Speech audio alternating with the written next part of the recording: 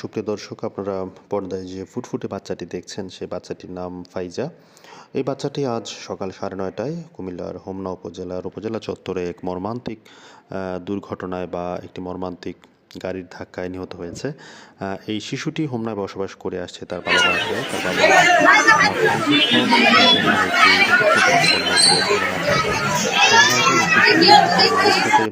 হোমনা উপজেলা চত্বরে যায় তার ভাইকে টিউলিপ কিন্ডারগার্টেনে দিয়ে আসার জন্য।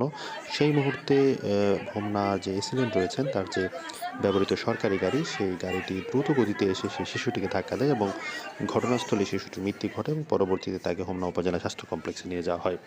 তো এই ঘটনায় কিন্তু পুরো হোমনায় চাঞ্চল্যকর পরিস্থিতি বিরাজ করছে এবং সামাজিক যোগাযোগ মাধ্যমেও বিষয়টি নিয়ে ব্যাপক আলোচনা এবং সমালোচনা হচ্ছে। এই ঘটনার পর থেকেই চালক তাইবুর হোসেন পলাতক রয়েছেন। ঘটনার পরপর হোমনা উপজেলা স্বাস্থ্য কমপ্লেক্সে হোমনা নির্বাহী কর্মকর্তা শহীদুল ইসলাম এবং যে গাড়িটি যিনি ব্যবহার করেন এসিলেন্ট আহমেদ মোফাসের, তিনি কিন্তু ঘটনাস্থলে যান এবং হোমনা উপজেলা স্বাস্থ্য কমপ্লেক্সে গিয়ে শিশুর বাবাকে আসলে তিনি সান্ত্বনা দেওয়ার চেষ্টা করেন এবং তিনি জানান যে ওই মুহূর্তে তিনি তার ব্যবহৃত গাড়িতে ছিলেন না। তাহলে প্রশ্ন উঠেছে, সামাজিক যোগাযোগ মাধ্যমে কেউ প্রশ্ন করছেন যে যদি এসিলেন্ট ওই মুহূর্তে